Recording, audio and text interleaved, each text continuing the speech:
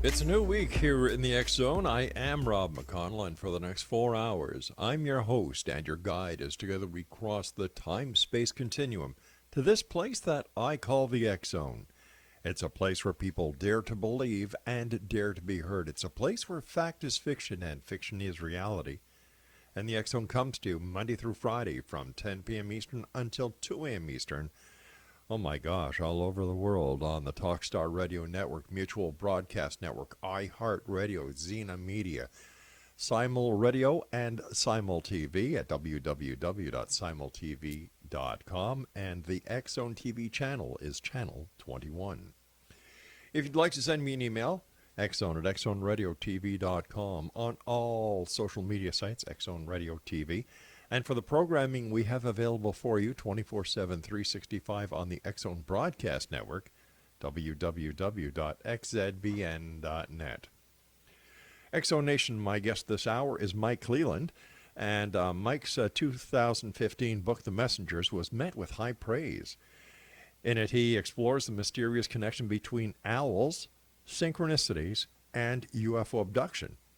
It was his first-hand experience with these elusive events that have been the foundation for his research.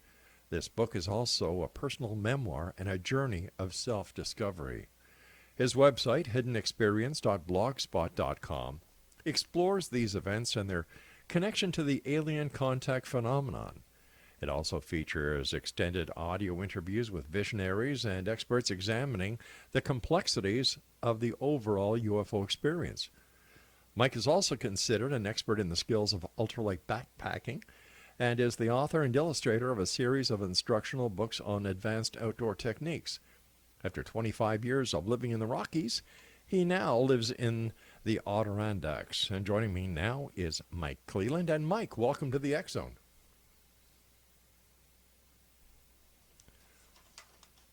Mike, Thank you so much. I'm right here. Oh, Sorry you about that. You know what I did is I put myself on mute just so you would have nice, perfect silence and you wouldn't hear me breathing or my chair squeaking in the background. Oh, sure. So that's it. Spoil all the I'm fun delighted for to us. be here. So hope I didn't make you panic there. No. I'm kind of used to these things after 29 years of doing the show, but it's always great to have a guest come on and say, I'm here. First of all, welcome to the X Zone. Great talking to you. And what part of the Adirondacks do you live in?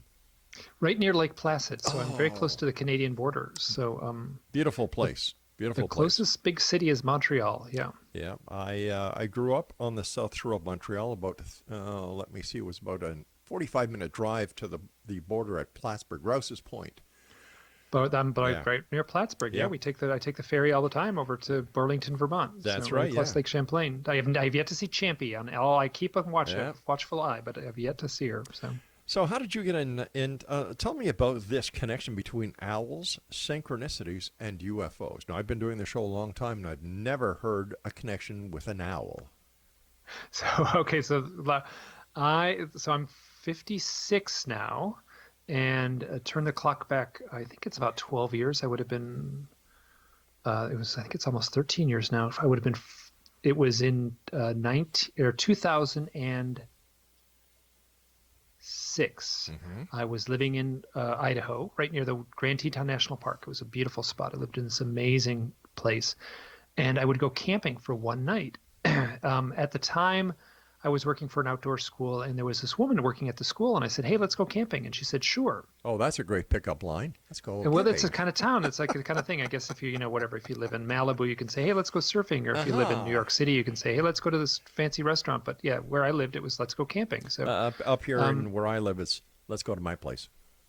Yeah, So we have to. So anyway, it wasn't really truly a date. So It was more just it was a complete stranger though. Mm-hmm. Her name is Kristen, and we went camping for one night. The weather forecast was perfect, so there's no reason to bring a tent. We just slept out under the stars. Mm-hmm. So we walked in with very light packs. Right.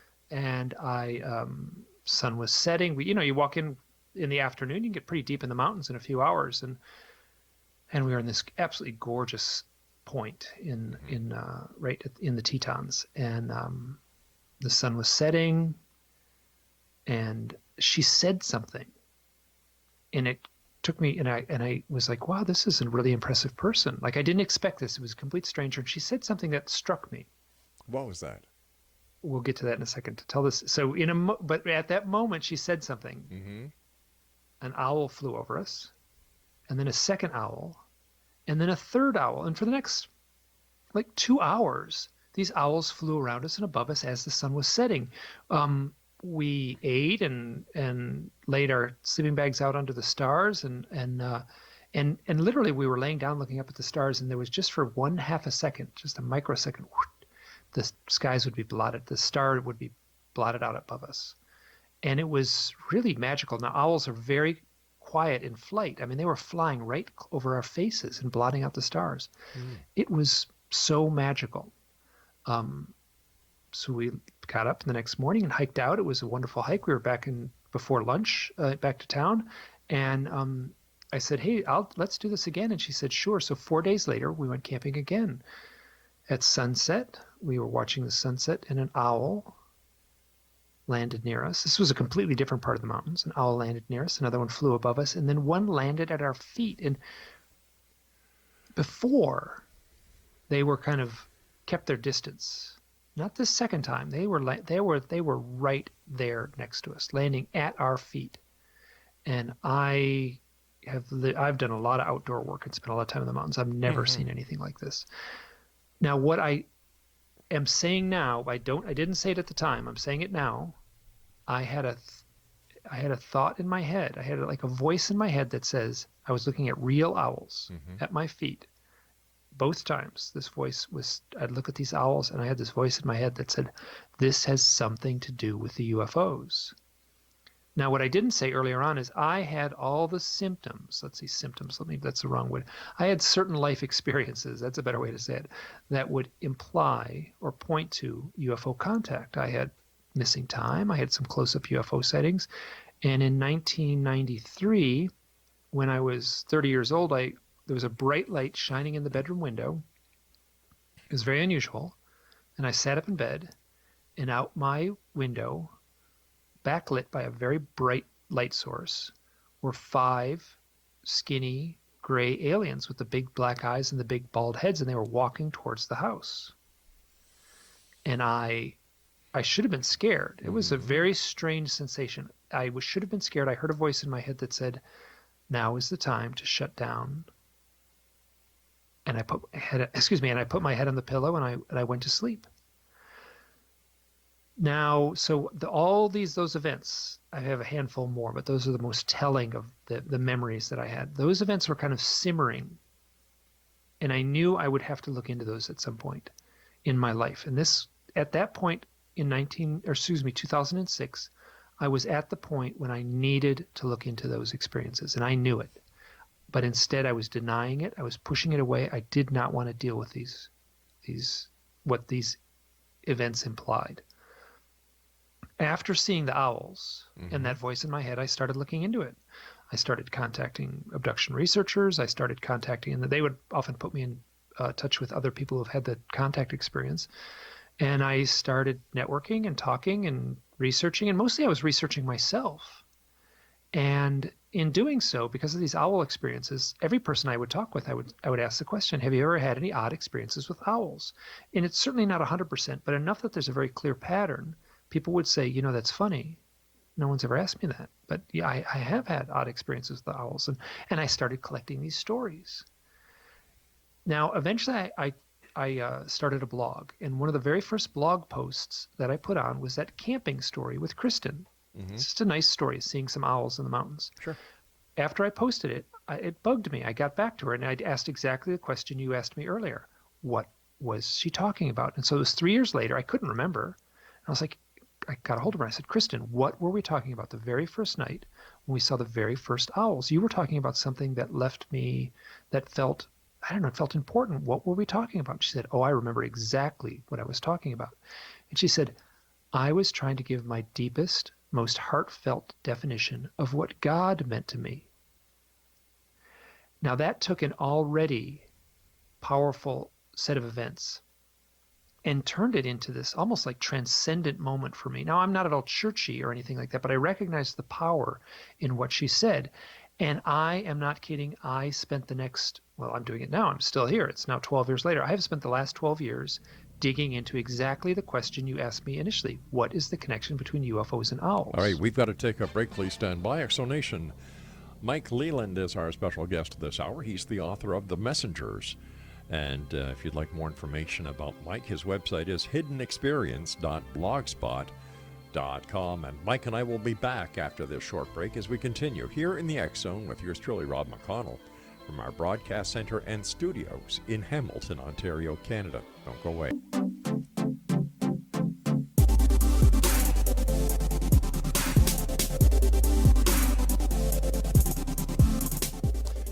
Welcome back, everyone. This is the X Zone. I am Rob McConnell. Before we get back to our guest of this hour, Mike Leland, let me see. First of all, Ellie Marzulli has his new book out. It's available on the X Chronicles newspaper site. And Mac Maloney has a new book out entitled Mac Maloney's Haunted Universe.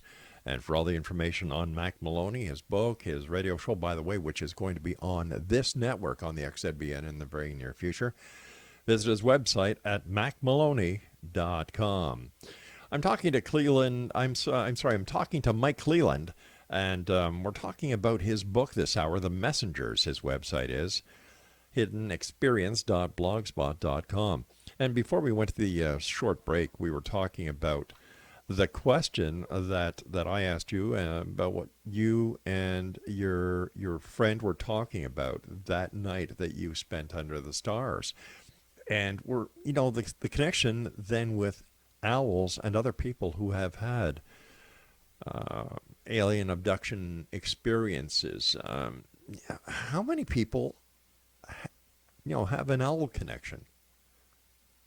Well, I mean, how many in the numbers? Now, like I'm not an objective researcher. I'm completely subjective. Mm-hmm. So if you Google UFOs and owls, someone's going to find me, mm-hmm. and so I'm now collecting these stories. So like in my files, it's like that's my files consist of is people who've had this contact experience with, and then also have had owl sightings. So it's in my files, it's mm-hmm. dang near 100%, but that doesn't transfer over to to like what another researcher who has a more wide let's view just of it. Take a look at the basic alien abduction scenario as reported. Okay, let's jump to half a step back. Here's a very common story. Friend of mine, he's become a friend since mm-hmm. doing this. He's lying in the desert, looking up at the stars. He's camping. And him and his buddy look up, and at the top of this cactus is an owl. It's staring down at them, and it's nighttime, and they're like it's a little bit menacing. And it flies off, and a moment later, a triangle-shaped UFO flies right above where they're lying and proceeds across the landscape. I have this story in one form or another over and over and over and over. Yes, it's unusual to see an owl at night, but it's not impossible. No. It's very unusual to see a UFO at night, but those reports come in. To have those overlap over and over and over again is remarkable. Now that's a very pedestrian sort of account that I just gave you. Some of them get extremely bizarre. But I'm wondering why you're saying it's rare to see an owl at night when owls hunt at night. Well, how often do you see an owl at night? I go up to my daughter's cottage and I see them all the time. Oh, good. Okay, so you're living in a place with a lot of owls. I live in a place in upstate New York where I hear more owls than I see. Yeah. So yes, but okay, here's an example of this. This woman she's in a large city in Brazil. She's in an apartment building. Mm-hmm. She's on her balcony, mm-hmm. and she looks out over the city, and she sees this silvery craft flying above the city. She sees a flying saucer, mm-hmm. and it's cruising along, and her eyes following it. And there's a building directly in front of her, and the skinny building, and the flying saucer is zipping along, and it should just go behind the building and pop out the other side.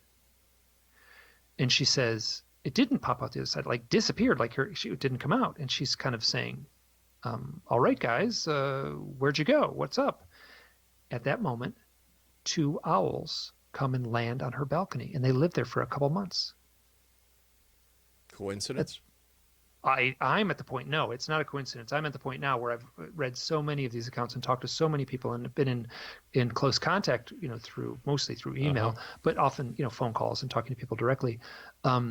It's not a coincidence. Something else is going on. What that something might be is a tricky thing to untangle. What I can say is that this pattern from my direct research and my direct experience is real.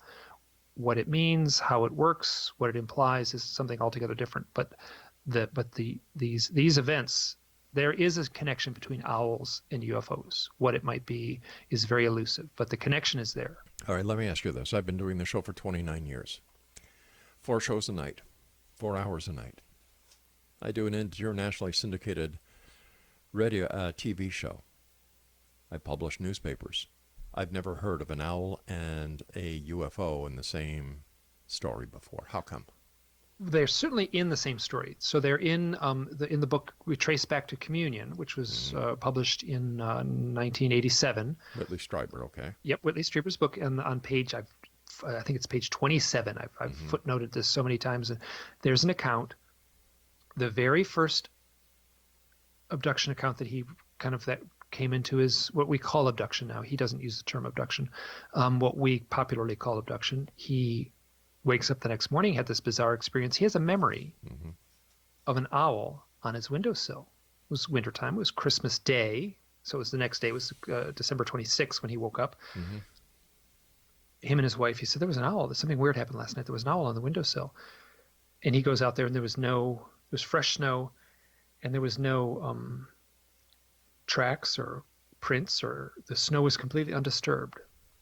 And that was very unsettling for him. So here we have the very first UFO abduction account that kind of took hold of the population. I mean, that book was a very widely read book. Okay, so what's the connection with the owl? All I can say is that I'm collecting stories. No. I mean with this story that you're telling us from the book Communion. The guy wakes up Christmas morning. He has something to do with an owl. He goes outside. There's no proof of the owl.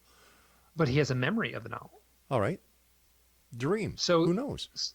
Now, yes, but why would he? So you talked to. I spoke with Bud Hopkins about this before he died. I've spoken with many UFO abduction researchers. This is. Yeah, I say, do you have any owls? Do owls show up in your research? And they look at me and they say, oh yeah, we get owls all the time. Could it be because owls have big eyes like the extraterrestrials are supposed to have? That is the implication. So the story that emerges when you talk to the UFO abduction researcher, here's a typical story. People driving down the road at night, they turn a corner, there's a great big 4-foot tall owl in the road. It's very strange. They stop, they look at it, maybe they drive on. Oftentimes the owl can look over the hood of their car. They continue on, they get home, it's 2 hours late. They're missing 2 hours. So the implication there, and oftentimes if they go through hypnotic regression, I'm paraphrasing a bit, but it goes something like this. The hypnotherapist will say, describe the owl. And they'll say the owl is tall and skinny. It's about 4 feet tall. It's very skinny. It's bald. It has big black eyes and a little skinny spacesuit on, and I don't think it's an owl. So the implication is that the UFO occupants, most probably the skinny gray aliens that we've all come to recognize, are somehow using a screen projection, a projected hypnotic trance of some sort where they can put in an owl into the mind of the observer. I don't know how that works or why, but that certainly shows up repeatedly in the research. But why an owl? So there's one, you pegged one of very good reason that may be the answer, which is the owl has big black eyes. I gave a possibility. I didn't give a reason. Yes, you gave a possibility. Yes. One of the possibilities is that the UFO occupants are choosing that simply because they look like an owl. At the same time, deer show up in somewhat equal numbers in the screen memory aspect. Deer and owls are at the top of the list, and then there's a long list of other things after that show up as screen memories, but mostly it's deer and owls at the top of the list. You know, regression hypnosis has been not proven to be accurate or correct. I agree. It's messy. It's a matter of interpretation. So how can we take anything that anyone says who has gone with regression hypnosis? Even Bud Hopkins' wife said that it was all a bunch of bunk. Yes, and that, but at the same, so I'm sort of in the middle ground, right? So yes, you can be very cautious. I think it's a tool that can be used appropriately, And at the same time, so the Bud Hopkins, there's an illusion, I think, that Bud Hopkins, 100% of his research was based on hypnotic regression. That's simply not true. Well, a lot of people have completely conscious memory of these experiences.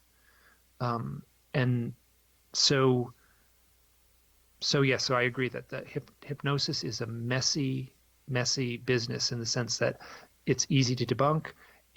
You're dealing with the subconscious. Nobody actually has a good working definition of what hypnosis actually is. I feel certain that people could be led astray under hypnosis, and perhaps the skill of the hypnotherapist improves that somewhat. But again, we're dealing with the subconscious. I don't know how that works. But so here's another story. This is back to the screen memory aspect. This is remembered entirely consciously. This woman was 19 years old at the time. She's now an adult. She was working at a girls' camp in the Cascades, North Cascades in Washington State, I think. And she was walking between two buildings. And there was kind of a path that went through the woods between these two buildings. She could hear the girls playing in the background, and she knew she had had contact experiences. All right, but we're going to take a break here. We're going to take a break because Okay, I great. do have to take my news. And when we come back, let's continue the story. Exonation, our guest this hour is Mike CLELLAND. And if you'd like to find out more about Mike, if you'd like to visit his website, it's hiddenexperience.blogspot.com. And we'll be back on the other side of the news as we continue here in the X Zone from our broadcast center and studios in Hamilton, Ontario, Canada. Don't forget you can get your complimentary copy of the X Chronicles newspaper every day of the week, month, year, whenever you want, however you want, simply by going to xchroniclesnewspaper.com. I'll be back on the other side of this news break. Don't go away.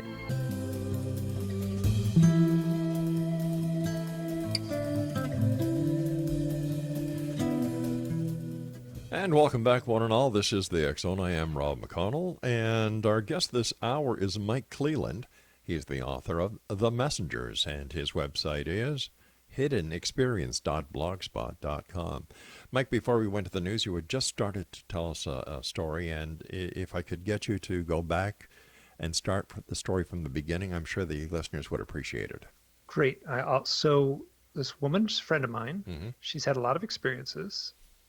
She was 19 years old at the time. She was working at a summer camp for girls. She knew she had had contact experiences. She had fully conscious memory of basically aliens in her bedroom and lots of odd experiences, but it always happened at night. So she was working at the summer camp. She was walking between two buildings, a little path between the buildings. So she wasn't like way off in the woods alone. And she's walking on a little path. She can hear the girls playing in the background, and she turns a corner, and there, next to the path, in a little meadow, is a gray alien standing there. And it's full sunlight, full daylight. She sees this thing, and it sees her, and she sees it, and her senses gives her this look like, uh-oh, I'm busted. And then she hears this kind of, these beings seem to communicate completely telepathically. She hears this voice in her head, this kind of echoing, reverberating voice in her head that goes, owl, owl, owl, owl. And she watches this gray alien morph into an owl, turn around, and run into the woods. So here's something there's no hypnosis here, and full daylight, and that I have that story a few times. Not so much with owls, but with other deer, certainly. So the implication is that there's this, somehow she was, I don't understand what may have happened, but the owl itself, the alien itself chose to camouflage itself as an owl, but there was some mistake. It was sloppy somehow. Go on. I was just going to ask you, you said the owl ran into the woods. Why wouldn't it have flown? Because it certainly didn't seem to be an owl. It certainly seemed to be a gray alien that was somehow masquerading as an owl. Could we then use the same scenario and say that maybe the Mothman from the Mothman prophecy, who many described as looking like an owl, was actually an extraterrestrial? I don't have an answer. That's certainly a good avenue of speculation, and it'd probably be fruitful that there's some connection between the Mothman, which was extremely large and had a very big wingspan, And the owls that are reported are often reported as 4 feet tall. Oh, I see. So yes, I have no way of knowing, but that would be potentially an interesting avenue of speculation. Sure. What is there in our ancient mythology that we could use as an example or use as a scenario for why you are hearing about owls and UFO contact or alien abduction contact? So earlier you asked me, you sort of said, perhaps the screen memory is Mm-hmm. related to the big black eyes. Yeah. That gets repeated over and over and over again in the literature. It's kind of a given among the UFO abduction researchers. I'm very cautious to take that as dogma. Right. The other avenue of thought is that they could be using the owl for more of an archetypal reason. There's ancient history all over the world's mythologies. The owl is associated with the night for obvious reasons, Sure. and the owl would then fly into the night, and then that became a metaphor in many of the world's traditions for traveling to other realms, traveling to the land of the gods, traveling to the land of the dead, Mm-hmm. traveling to the land of the ancient ancestors. The owl would then come back with a message. And that's where I got the title of the book, Gotcha. The Messengers, from this aspect of ancient mythology. Now, owls show up in other highly charged, what I refer to as highly charged events beyond just UFO contact.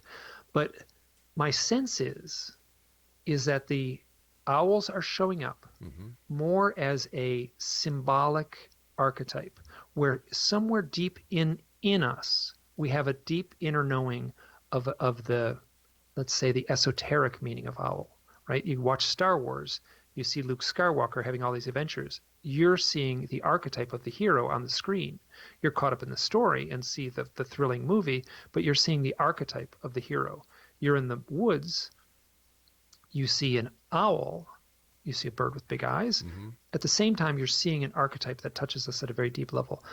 What that archetypal meaning might be is very slippery, again, very elusive, but that is the best answer I've come up with for why they are choosing the owls and why the owl has now become the totem or the symbol of the UFO contact experience. Where does synchronicity come in? Well, synchronicity, okay, synchronicity, let me think of a good, so here's a fellow, he tells us, so synchronicity is a term coined by Carl Jung. Mm-hmm. And he has kind of a dry, long-winded definition of it. The simpler definition, it is a meaningful coincidence, a coincidence that is meaningful to the observer. Mm-hmm. Now, I'm not an academic. I'm an artist. I'm an illustrator, and I'm writing these books to help untangle my own UFO contact experiences. So I'm doing this for a very selfish reason. I'm not objective. I'm subjective. So for me, I went through a period at the same time I saw those owls with Kristen in the Mountains. The aftermath of that, I was seeing a lot of owls, and I was having a lot of synchronicities, and all those synchronicities tied into either owls or UFOs. And I spent a few years there, like, suffering. Like, I felt it was almost like I was questioning my sanity for a few years. Like, this stuff was happening so hard and fast and so overwhelming. Where does synchronicity come in with it? Here, so this guy, he's a pseudonym. His name is Nathan. He's contacts me. He said, Mike, I had an experience. I hit an owl. I was driving through this town on my way to work. It was dark. This is in Oregon. He's driving through the town, and an owl hit his windshield. Bam, he killed it. And he said, you know what? 2 years ago, I hit an owl in the same town before dawn. It was at the same time of year. Now, he went through and I looked at my email. He sent me an email 2 years earlier. I have it dated. Everything's there. He hit and killed an owl in this town before dawn. It was February. It was early February. I don't have the dates in front of me, but early February 2015 and 2017, 2 years apart. So here's a man who has had what I consider UFO contact experiences.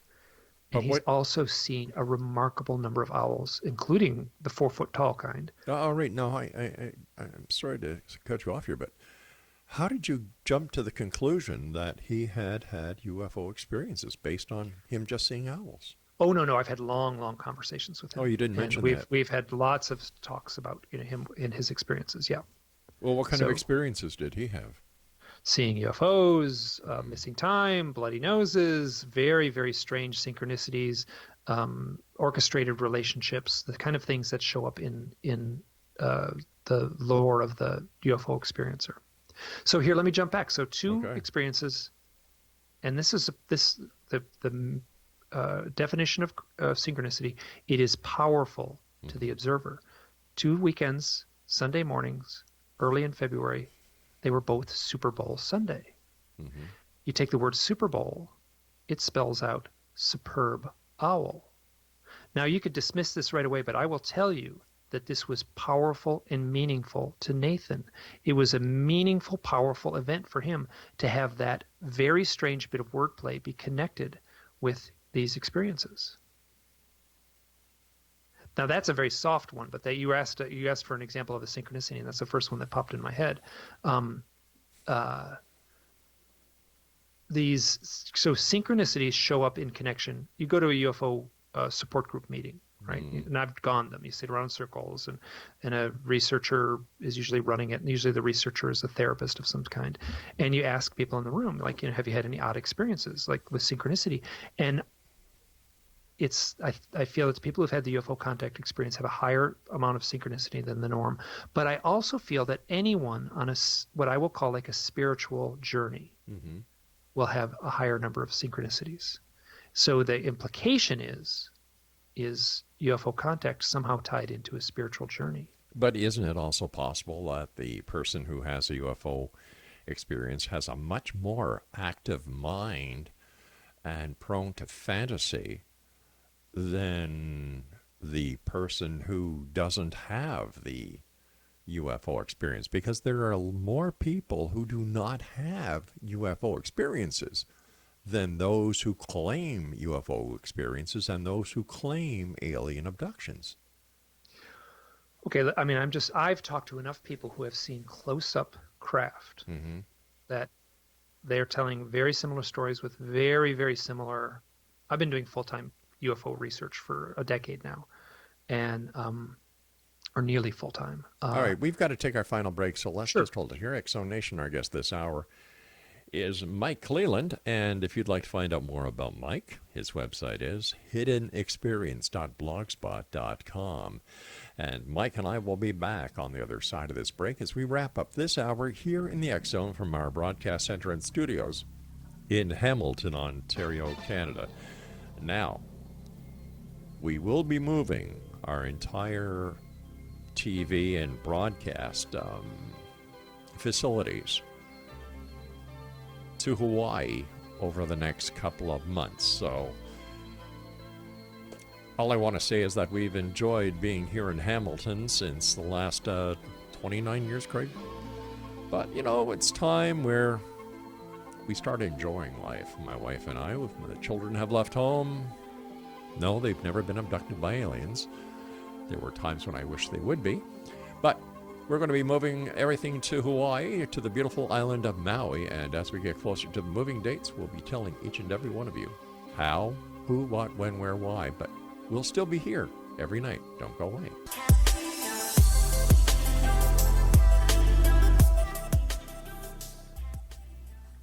Exonation, my guest this hour is Mike CLELLAND. And once again, if you'd like to find out more about Mike, his website is hiddenexperience.blogspot.com. And he is the author of The Messengers. Mike, the person or the people who have reported UFOs over the years seem to be flamboyant. They're very, they're prone to fantasy. They are always looking for something out there, and I can't understand why it's only a small number of people who are having these experiences, whether they're real or not, and why the majority of the population isn't, especially now that statistics are showing that society is starting to lose interest in ufology, and this is being echoed by the decrease in UFO sightings being reported to both the National UFO Reporting Center as well as to Chris Rutowski in Canada. What do you think is going on here? So I disagree with the fact that the UFO people who witness UFOs are somehow flamboyant, or the people who claim the abduction. I've certainly have met some flamboyant folks, and I would almost fall into that category myself. I'm an artist, and I kind of live on taught outdoor work and stuff like that. So I'm out of the societal norm in many ways. But I have certainly talked to lawyers and advertising executives and bankers and bus drivers and people completely on the mainstream of these experiences. And I'll tell you what, those people do not talk about it. They don't talk about it they talk to me. Why would they talk to you? Why? Talk to me, but they don't talk about it to anyone else. Why do they talk to you? The flamboyant ones have nothing to lose, so they blurt the stuff out. But so why, I would argue that but why do they assessment is. Oh, go on. But why do they talk to you? Why do they share this? Because I'm a UFO researcher. Because you're a believer? Pardon? Because you're a believer? Yes, because I'm a believer. And honestly, people need to be heard, right? So people, I don't care who that is, someone who's been through any kind of traumatic experience needs to be heard. They can go to a therapist and tell their story. Now, I've tried to go to a therapist and tell about my stories, and the therapist was not receptive to it. Let me tell you, I've talked to other people who are receptive, and it is a very powerful emotional thing to be in contact with someone where you can share these experiences. But how come with all these experiences, there's never any physical evidence? Oh, sometimes there is. Where? Sure. I mean, there's been the implants that have been removed. There's been burn marks in the yard. Wait a sec. First of all, let's get back to the implants. Dr. Roger Lear, a podiatrist, and Daryl Sims, an alleged so-called spy with the CIA. Come on. Let's talk credibility here. I don't have any issues with Roger Lear being a podiatrist. That's his job, is to remove, things from people's feet, right? So he's removes, bits of metal and nails and stuff like that. And so I can't. That's not my avenue of expertise. So all I would be doing is paraphrasing what I've read. Where's the evidence? Now, for me, the evidence is in the consistency of these stories. And I am on the outside edge of, there's like a mainstream of UFO abduction research, and I'm certainly on the outside edge where I'm looking at these more elusive aspects of the stories, these kind of outlying stories. And I'm not saying that the source of this is aliens from another planet. Okay. I'm saying that people are having real experiences. I don't know the source of these experiences. All I can say is these experiences are playing out in two ways. Let's say they're playing out in metaphoric ways, in kind of I don't want to use the term dreamlike because that implies something else, but these events are showing up symbolically, and then at the same time these events are showing up as something very real. People are, have had missing time. People have had close-up UFO sightings. We can put someone in the electric chair in America or whatever, I guess, whatever. Someone can be executed by witness testimony in America. But the same witness testimony has to be based on evidence, not hearsay evidence. Yes, but you can talk to the first person. You're not talking, it's not hearsay when someone says, I have seen a UFO. Where's your proof? I don't have any. I mean, where's my proof? So I have had several sightings with other people. So I've had sightings with other people. Have you taken any photos? I have not ever taken any photos of what I would consider a UFO. No. Why not? This is with an era of cameras and stuff like that. I mean, I was 12-year-old boy when I had a joint sighting with a friend. I see. Nothing recent. Nothing recent that involved a camera. All right. Yeah. This is, when you look at the UFO phenomenon from the outside, my background as a police investigator, criminal investigator, I deal in proof. I deal in facts. I deal with evidence. I have not, to this day, seen any evidence that would substantiate any claim of a UFO from outer space. And I'm not saying there's UFOs from outer space. I'm saying that there's unidentified flying objects that that people are witnessing and documenting in the sense that they're contacting me and telling me their stories, and I'm documenting their stories.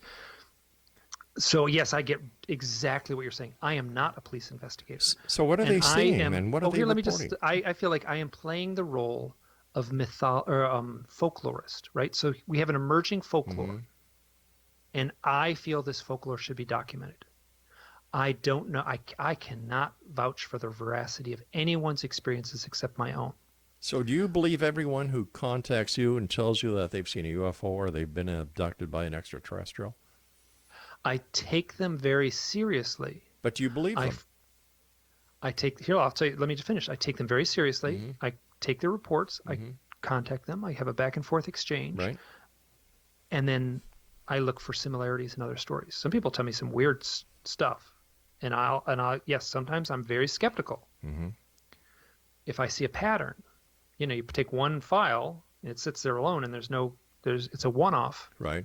There's not much I can do with that, right? So once I start to see a pattern, then I take it seriously. Now, once again, I am not a police investigator. I am an artist, right? And I am dealing with what I consider an emerging folklore, an emerging modern mythology is taking place right now. But you also said that you're a researcher, that you've spent the past decade researching this. I have been immersed in it, yes. If you want to paint a picture of me as being obsessed creating this Wait a stuff, sec, hold on here. As a researcher, do you not vet the information that is coming to you? Do you not vet the person who is telling you this information in order to see if the person, is there anything in his background that may shed light on what is being seen, heard, or reported? Or do you just take everything that he says and say, okay, fine, that's your story, I'm going to publish it? So yes, you've asked a very good question. I am one person.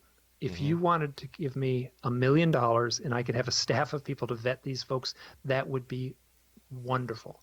Presently, I'm getting many what I consider let's say intriguing reports, right? So I can't say whether they're credible or not. I'm getting several intriguing reports a day. Okay, you multiply that by a year, that's over 1,000 reports a year. I am like the smallest little researcher on the outskirts of this stuff. Okay, but do all these reports have owls included in them? Most of the ones I'm receiving do, yes. So, yeah. So how many reports would you say in the year 2017 you received in total, and what percentage in that total would have an association or a synchronistic account with an owl? Okay, so I'm just doing this off the top of my head. Sure, I appreciate that, yeah. Close to 1,000. And of that, 80% would have an owl. Or if you wanted an owl or synchronicity, it would be near 100%. So yes, so here I am at the receiving end of what I am considering a new, modern. The way I frame it is folklore, right? So I can't frame it scientifically. I'm not a scientist. I'm not an investigator in the strict dogmatic way that your police experience would want to define an investigator as. Sure. I am simply archiving these stories, sharing them, and telling the stories as best I can. So if someone says to me, like, listen, someone contacted me and said, I had an owl outside my window. It shot a blue beam, a blue laser beam came from the stars, hit the owl, and that blue beam hit me while I was lying in bed. Now, I have a couple stories like this, so that's not a one-off. All I can do is say, I heard this story. I'll report it. I don't want to dwell on it, right? So it'll take, in a book, it takes a few paragraphs, and I'll compare it to the other stories like that. Yes, I recognize this is, and I've talked to the person on the phone, the person seems credible. It is a credible person telling an incredible story. All right, Mike, I want to thank you so much for joining us. We have to say so long for tonight, but X Zone Nation, you heard it here first on the X Zone. Owls and UFOs. Oh, I get it. That's because owls give a hoot. I don't know. The story seems like it's for the birds, if you ask me. And that's Craig's way of telling me that he agrees with me. All right, X Zone Nation, I'll be back on the other side of this break as we continue here in the X Zone from our broadcast center in Hamilton, Ontario, Canada.